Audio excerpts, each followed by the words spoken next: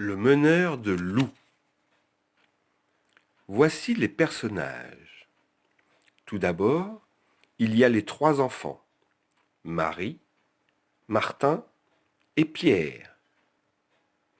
Il y a le meneur de loups et bien sûr, il y a les loups dans la campagne de Sologne. Chapitre 1. Une visite dans la nuit.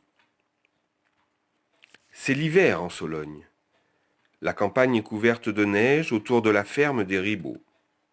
Dans la grande salle, Marie Ribot aide sa mère à débarrasser la table.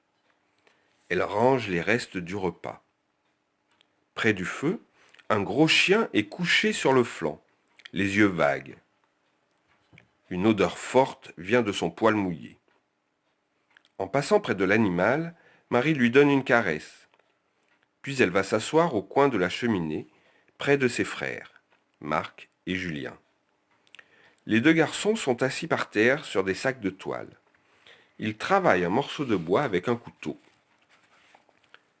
Marie regarde les flammes. Les brindilles pétillent.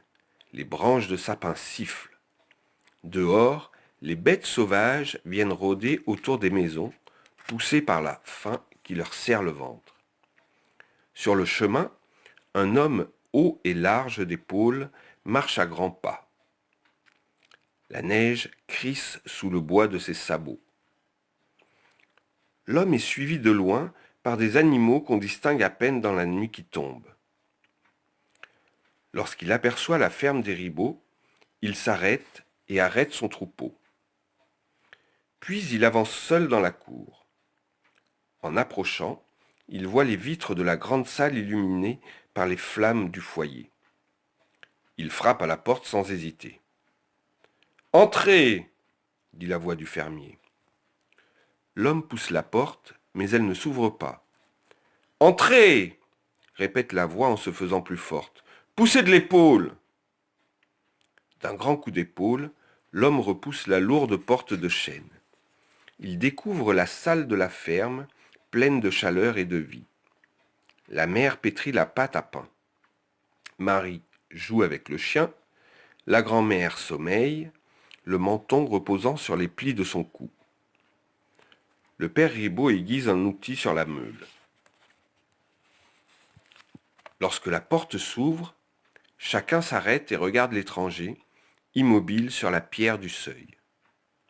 Le chien grogne en montrant ses crocs usés et il se dresse, menaçant devant le visiteur.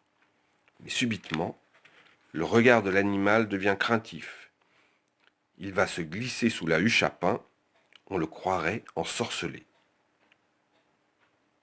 L'étranger n'a aucun geste d'amitié. Les Ribot se demandent qui il est. Le père pense. Avec ce pantalon de laine bleue, cette ceinture rouge, c'est peut-être un soldat. Mais l'homme porte aussi une cape usée qui lui descend jusqu'aux genoux. Il a sur la tête une toque de fourrure tenue par un mouchoir noué sous le menton. Son visage brun est tanné par le vent. Marc et Julien se disent « C'est peut-être un espèce de forain, comme ceux qui sont passés au village cet automne. »